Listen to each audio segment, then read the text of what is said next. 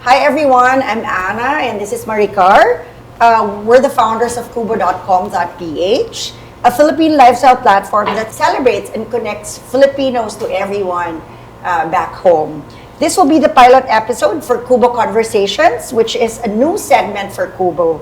KUBO Philippine Lifestyle shares your vision of inspiring Filipinos overseas to ignite their love and pride for our country through our stories, motivating them to give back home.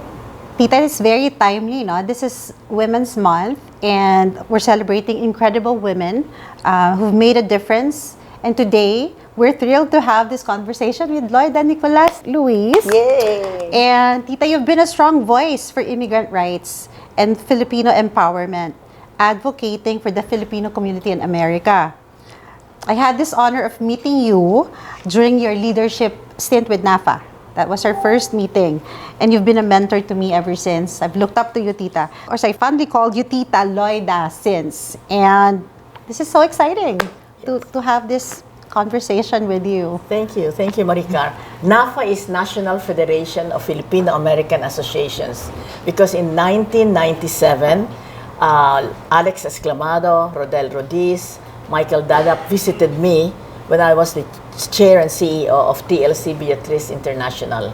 And on that day, looking over Central Park, Alex Esclamado said, Japanese Americans have their own group, Chinese Americans, Vietnamese Americans, even Korean Americans, but Filipinos have no organization speaking for all of Filipino Americans. And that's how it happened. Okay. And then you took over Philippine News, and that's how we met. Yes. Maricar, salamat. Yes. Oh no, Tita, thank you.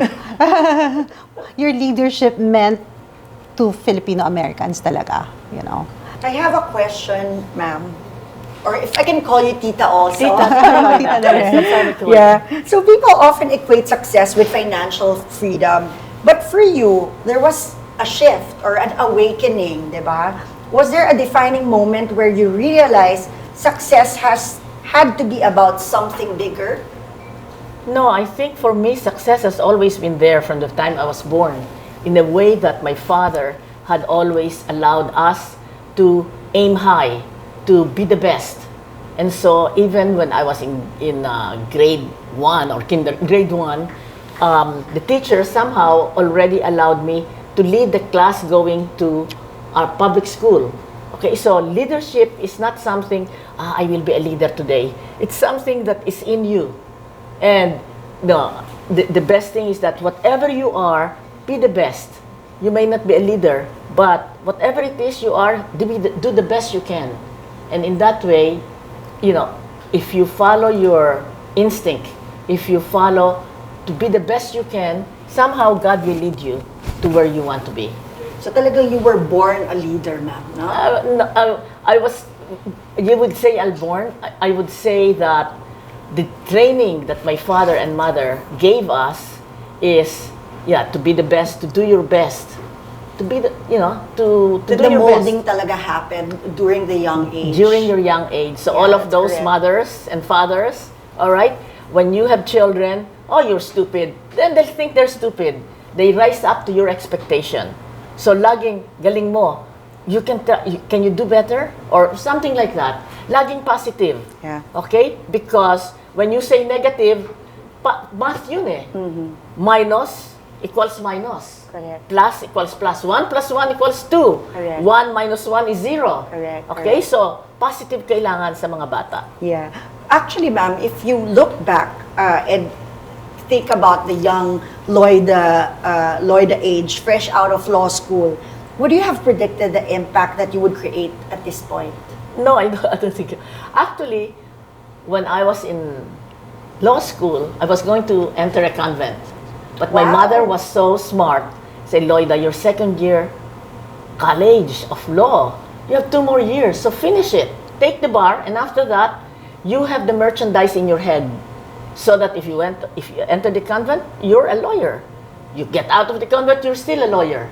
So in other words, para those people who are wanting here and there, tapusin nyo muna. Right. Unless it's really so imperative that you have to leave what you're doing to go somewhere else. But otherwise, what you start, try to finish. I agree. Yeah. I think I do that also in sports. When I sign up for a race, and even if I get scared, I'll finish it anyway. Yes. Diba? Yes. Just to prove a point to myself. Yes, I think- actually that's it. You prove the point to yourself. Yes, of course, to your mother and father, but basically, your own time is your own. Correct. Okay? So for those listening, set a goal. And it's yan sabi ng nanay, sabi ng tatay, sabi ng mga tao. No, sabi mo sa sarili mo. Correct. You have to tell yourself, this is what I want to do. And then, the rest, focus. But of course, God has other ways, or destiny strikes. Because I was going into politics, that's what my father wanted. May Loida Theater sa Sorsogon. So that when I'm ready to run for public office, meron na akong name recognition. Wow. But I passed the bar, I went to the States, and then the heart responded. I fell in love. Was it 1970? No, 1968. Oh, Yes. 1968. Much older than everybody else. You don't look like one anyway. Salamat. Thank you. So I have my next book is Look Younger When You're Older Without Botox. That's a nice Okay. one, including the Botox. I think that's gonna be a sell-out. How to age gracefully, tita, no? Which, you're already exuding that. No, I think Filipinas normally, Good genes. good genes, at saka masaya tayo as a Filipina. Correct. I think it's because of our Christian faith Correct. that we know God is with us. So, even in the midst of disaster, makikita mo sa video, yung mga bata nakatawa pa rin. Yeah, Of course, when disaster hits, but basically, we can overcome. We're so resilient, mga Filipino. That's true. Okay, so yung mga nakikinig dito, huwag kayong malawan ng pag-asa. Tomorrow is another day. Agree. And you see, and that's how you live your life. You always go for one day at a time. Yes, basically, one day at a time. Of course, I have so many plans. Okay? Ang dami-dami. But in the morning, Lord, ang dami kong gagawin ngayon, help me. And then somehow it finishes. Correct. All right? Yeah. So you give it up to the Lord, but you do your best, and then little by little nangyayari. Correct. So, really no point of over-planning, diba? You It's have not plans, overplanning, but you have to set a goal. Correct. Okay? Kasi if you don't have a goal, para kang you're a ship, papunta dito, punta doon, punta dito, punta doon. Correct. Okay? So for me, that worked. Correct. All right? Yeah. So, I want to be valedictorian. So, I was not valedictorian in elementary school, but I was valedictorian in high school. Which is Wow. better. Yes. Pero tita, swerte your daughters. Leslie You're is my oldest, guided. and Christina is the youngest. Yeah. Right now, both of them were cum laude at Harvard. Wow. All right, yes. Overachiever. Overachiever. Well, I think, ewan ko, siguro, a little bit of their father and a little bit of me went with my two daughters. Leslie and Fantastic Christina. genes. Yes. Training yan, training. But now, both of them, after George Floyd was almost lynched in Minneapolis by a policeman. And so because that was the pandemic, everybody saw how he was taken, the policeman's knee was on his neck, and he was Yeah. saying, Yeah. So everybody saw that, and there was a huge outcry about police brutality. And so my two daughters, since their father is African American, and they are African American, half Filipino, but basically African American, they said, okay, what is wrong? The disparity between white majority and the black minority in economic distance is getting bigger and bigger. Exactly. So how is that? Because they don't have financial literacy. So my eldest daughter said, I will teach them how to invest in the stock market. And so Leslie has multi-generational black. Oh, wow. Okay, why? Because the African American community could not get, before 1960s, no good homes, no good jobs. In fact, when Mr. Lewis, my husband, was 6 years old, and he was hearing how discrimination is so endemic in American society, as he was getting out of the bathtub to his grandpa and grandma, he asked, why should white guys have all the fun? That's his book. That's right That's there. book one. Yeah, It's right here. And so after 30 years, after talking about it, where I'm only chapter 6 in his book, Sabi ko, I have more than one chapter. So I wrote my book, Why Should Guys Evolve the Fund? Yeah, which has 18 chapters. Wow. Yes, Wow. yes. So that's Leslie. Christina has decided she's going to do multi-office, family office. Meaning there are now in the 2025 a lot of African Americans who have built businesses and sold it for millions, 100 millions. And because they have been business-like, they don't know how to do with much money. So my younger daughter, Christina, established Beatrice Advisors, multi-family offices to advise especially people of color, Native Americans, women who have accumulated wealth and do not know how quite to keep it to the next generation. So those are my two daughters. I'm very proud of them. Oh. Fantastic. And do you try to influence them in terms of like doing something back to the Philippines? Because that's really what you do. Well, they know that they're half Filipino. But because in America, whether your mother or father is another race and your father or mother is African American, you're black. That's how American society is. So I did not want them to have a confusion. Just like, I heard Tiger Woods, I'm Black Nation. There's no such thing, Black Nation. Yeah. So because they're African Americans, their thoughts are to help the black community in the Philippines. Of course, they know about me being Filipina. And so so in a way, they are faulting me because when they heard about Jose Rizal, my younger daughter said, Mom, why did you never tell us about Jose Rizal? So it's a decision that I made. And so in terms of the Philippines, they know that I have the Lewis College in Sorsogon, and they are part of it. And so that's about their participation. You want to talk about more about your school in Sorsogon? Yes. Okay. Sige. The Lewis College was established 25 years ago, and that's why I'm here, because we are celebrating 25 years of the Lewis College in Sorsogon. And after 25 years, I can still boast that as a private school, we have the lowest tuition in the province. And because my nephew, the son of my brother, Pastor Francis, and Pastor Ching, is the CEO of the Lewis College, and he is a computer science major. So we are now known for teaching IT or computer science in the Lewis College. So that's the largest number of graduates that we have. And also in the Philippines, in Sorsogon, teaching is instantly middle class.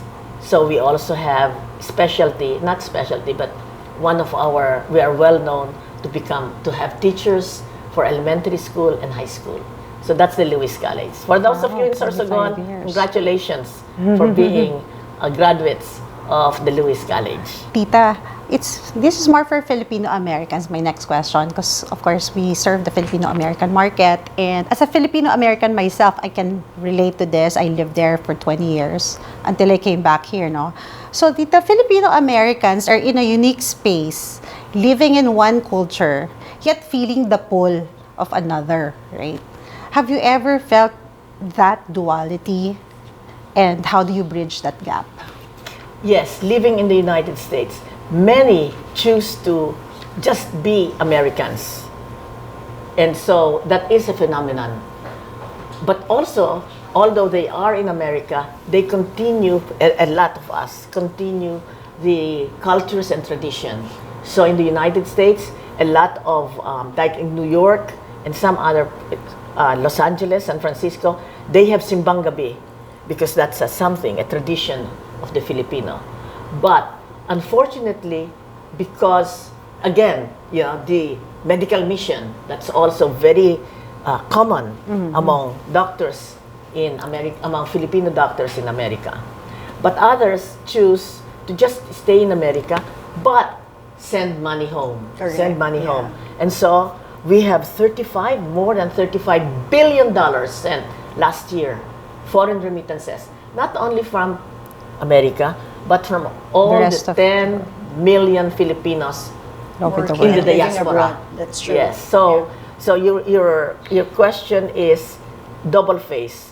Some have choose to just concentrate being in America, but sending money back home. And others have continued to go back or reach back. They're still very connected. Very no, to the connected, Philippines. yes. Okay, which brings me to my next question, Tita. My Phil-Ams have this longing to give back, and I am actually in that place right now also. But they don't know. I have friends who don't know where to begin. So if you could create a starter guide for someone who wants to reconnect with their roots and create an impact here, what would be that? Okay, it's a little unfair to say that they forget their roots. They don't. They do send money, but aside from, their close relatives or their neighbor, may namatay, merong ikakasal, merong binyag, so they send money. May graduate, yes. Okay. Aside from the inner, how do you help the others? When there is a disaster, Filipinos do rally. They send money directly or to the Red Cross or to the Philippine consulate. Okay, so to say that they have forgotten is, it's not really, I won't really say that. Yeah. They do remember their family, their neighbors. But for those who have given, their relatives have graduated, etc., there are, I would encourage to be active in politics in the United States. And so right now, we have started to have Filipinos in legislature. Yes. In New York, for instance, for the first time after so many, being there for so many years, we have Steven Braga in the state legislature. He won. Okay, but that's only one in New York, where there are a lot of, Filipinos. In California, a lot more. In Hawaii, a lot more. Yeah. But we have not been able to reach the level of being a congressman. So for me, that's the next step for Filipinos in America. Be in government. That's one. Secondly, we are very good in terms of corporate. Okay, and there are many Filipinos who have reached a high level. There is a son of Ernest Maceda who became managing director of the equivalent of McKinsey. Wow, yeah. Yes, okay, and many others. So your question is, how do the Filipinos give back? So those who have reached a high level, I think their giving is very focused. So sa akin, yung Filipinos in Americas are not really in the process. They don't have the habit of giving to a not-for-profit. Because right now, so many relatives are needing help in the Philippines. So, laging directed. So parang tita, giving starts within your home, within your reach muna, right? Relatives, neighbors, whatnot, family. And then, kasi I have good number of Phil-Am friends who are gonna opt for early retirement in their 50s. So they're already asking questions like, oh, Maricar, besides money, what can we do? One worked for the San Jose Police Department for 20 years, and he's trying to see how he can contribute his talents or skills. And then another one worked for, let's say, iCloud as a director. She wants to teach, but parang now I'm trying to find a way for them to share, their skills and talents in the Philippines. Yeah, that's true. So there is a need. Thank you for telling us. There is a need to have a directory of Filipino organizations in the United States who will reach back to the Philippines. Yeah. Because in the United States, when you give money and you have income, you can deduct that donation to a 501c3 from your income tax. But there is no organization, there is no directory of Filipino organizations that's helping the Philippines, so that a question like that can say, all right, you want to give to a ballet company, you have to look into the internet pa, or aside from having a directory. Yes. And in fact, my daughter did the same for the black organizations, not for profit. During the pandemic, she was looking, where can I find, a foundation founded by blacks that teaches fencing. Yes, yeah, All right? yeah. And so she started during the pandemic and gathered from the internet 40. Since then, now she has more than 1,000. Wow. Okay, so that's Christina. Yeah, yeah. And it's called Giving Gap. Wow. And if you go there, you want to you want to see an organization founded in the Black that does gardening, there's one. Correct, correct. So I think, Yeah. Maricar, that is your next work. Actually, yes, Tita. Directory. Yes, I'm trying Yeah. to. Yes, yes. Yeah, I Kasi want to not- do that. Yeah. Because not everyone naman has the money, but they have the skills, Yeah. or they have the time, diba? Yes. So there's specific skills that you can actually contribute if Yes. you only knew who to tap. Yes. diba? Yes, yes. Who to yes. trust, of course. Yeah. Somebody Yes, that, yes, yes. that's endorsed. That's why the organization has the task of maybe seeing, is this a real organization, Correct, yeah. or just trying to get money from people? Exactly. Has to be credible. Yes, Yes. yes. So that's your next job, Maricar. That's KUBO's vision. Yes, okay. Yeah. Yes. Kasi ako parang my heart, this is where I am now, no? People chase success thinking it will make them happy, right? But you've seen another kind of joy, the kind that comes from giving back. Can you describe what this feels like? Because obviously, Tita, you've been doing that for so many years now.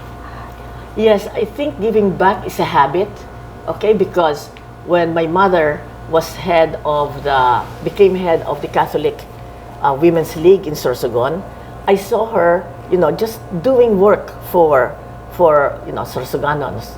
My father was able to, because he was in business, he donated all the gravel and sand to make the cathedral.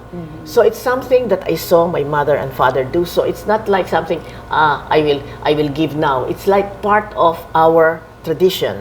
And then when I met my husband, his grandmother and mother were always giving out, meaning to say nobody comes to their door and then they're hungry, that they are sent away.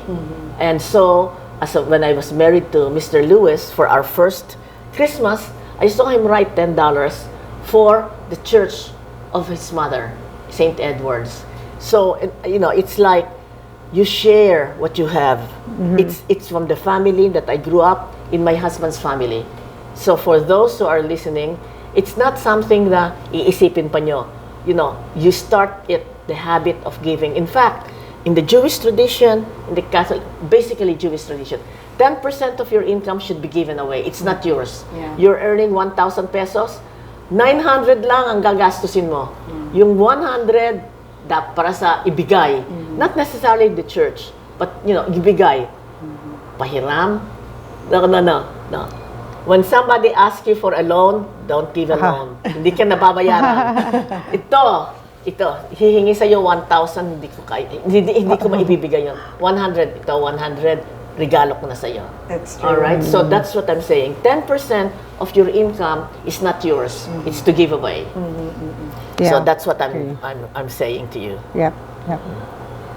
And is it something that parang because you live with that parang values or all your life, that's what you believe in, and it's something that you also taught your children. Obviously, I'm sure everyone who worked for you also follows the same line of thoughts or maybe values that you also share. Is it something that you feel like you'll be willing to do more in the future? Or is it, kasi parang di ba there's this, what you call, donors, Fatigue. Fatigue, Donors yeah. fatigue. Don't you ever get donors fatigue? Not so, well, I won't call it tourist. But because I'm also fundraising, I'm very careful that when I ask them for this year, tama na muna, I'll ask somebody else. Because you cannot go back in the same year to the same person. Exactly. That's what I mean. Yeah. But for me, it's not dollars fatigue. I do identify which one I'm going to give and which one I won't. So it's not done. I'm not never tired of I'm not never tired of giving, but I am very focused on whom will I give. Correct. For this year. Yeah, Yes. that's a good advice, because my family actually also have a small organization which we have been running for the past 15 years, and every year we do maybe 4 or 5 activities, and sometimes we run out of ideas, and then we also run out of list of people whom we can tap for all the coming projects. So parang we get tired sometimes, and it's nice to hear that, oo nga naman, maybe for this person, next year na lang ulit siya, di ba? Parang hindi din siya mapagod. Yes. So you have to be focused, okay? For the Reginald F. Lewis Foundation that my husband founded in 1987, the focus is education. Why? Because he reached his success by being able to go to college on a scholarship, and then Harvard Law School, not on a scholarship. He was given a loan of $1,500. As soon as he came in, Harvard Law School knew that he came from a working class family. So they asked him, do you need a loan? Okay, and they gave him $1,500. And so 20 years later, the Harvard Law School received the highest donation from an individual of $3 million. Okay, so in other words, you know, you never know who you are helping. Right. Because if that person who accepts your help make good, you know, it's the parable of the talent in the gospel. Okay, you have to grow whatever you have.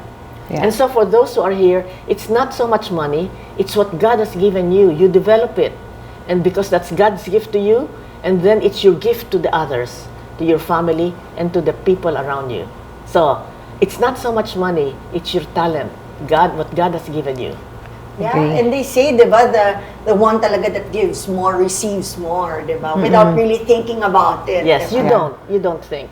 You don't think that I'll give it because I'm going to get it back. No, you give because it's the right thing to you. It's what your heart tells you. Okay, you give, you help. And then you don't worry about babalik ba ito sa akin? Because God, you know, God will take care. Yeah. As I said, arithmetic lang yan. Plus equals plus. Sige. Tita, obviously your work has touched many lives, no? What's one thing you still hope to accomplish? You've done a lot already. No. It's now my grandchildren. I want my grandchildren to know the values in which their grandfather, my husband, Reginald Lewis, and I have started, because the values, money can disappear, but the values remain. So I want them to have the values of hard work, the values of setting their goals, the values of keeping to a code of ethics. Code of ethics means, you know, it's a golden rule. Yeah. I always remember my Lola Sion, Manyalak, Asuncion Manyalak. Ang masama sa iyo, wag mong gagawin sa iba. I mean, that's constant. Yeah. So it's very easy. Ang masama sa iyo, wag mong gagawin sa iba. Code of ethics, and then also you set a goal for yourself, then work after it. All right? Yes. Almost no distraction. Okay lang. But, you know, that's your goal, priority. Yan muna. Susunod. Third. 1, 2, 3. Laging may priority. Tita, if you were to have a coffee with your younger self today, what would you be telling her? Okay, Maricar, that's a good question. What will I tell my younger self? Always use your head, but follow your heart. Wow. I love it. Or I want to use that also. Yeah. That's so Yes, true. yes, Yeah. yes. Use your head, but follow your heart. Yes, I Yeah. love that. That will stay with me. Yes. And do you want to promote anything? What do you have right Yes, now thank that, you. that our audience Yes, will thank you. actually appreciate? Thank you, Hearing Anna. it straight from you. Yes, of course. My husband's book came out in 1995. Why should white guys have all the fun? Yes, where I was chapter 6, one chapter. So after 30 years, sabi ko, I have more than one chapter. So I wrote my book, Why Should White Guys Have All the Fun? Why Should Guys Have All the Fun? An Asian American story of love, marriage, motherhood, and running a $1 billion empire. So it's both reading, I mean, you can buy the book, or if you want digital on your iPad, or if you want to hear me read my book, it's also on Audible. Aside from that, I also had a podcast, the Loida Lewis podcast. So it's on YouTube. And I have had so many well-known and not well-known Asians normally, or African Americans and Filipino Americans who have done something with their lives. So those are, and I'm writing a book because everybody says, what? You're 80 years old? Yes. Look younger, when you're older without Botox. Oh, I like that. That's in the works. I love gotta that. read- we Super gotta read looking that. forward to that. And the title is so witty. It's very catchy. I think it's really gonna, Yes. it's gonna be a sold out. Yeah. Thank you, Anna. Yes. Thank you, Maricar. Congratulations again, ma'am. And thank you very thank you, much for tita. agreeing to do this. Thank you. And for those women, mga Filipina who is listening, because it's March Women's History Month, para sa akin, kayong mga Filipina, galing tayo. Okay? So let your light shine. Yes. Yay, grabe. Thank you, tita. You are the most candid and very, very natural talaga. I get starstruck. That's why I get stutter. Usually I don't stutter, but now I'm Crap like, na. No, you're very good, Anna. You're very good. Yes, Thank you. thank you, Thank you Maricar. always. Thank you.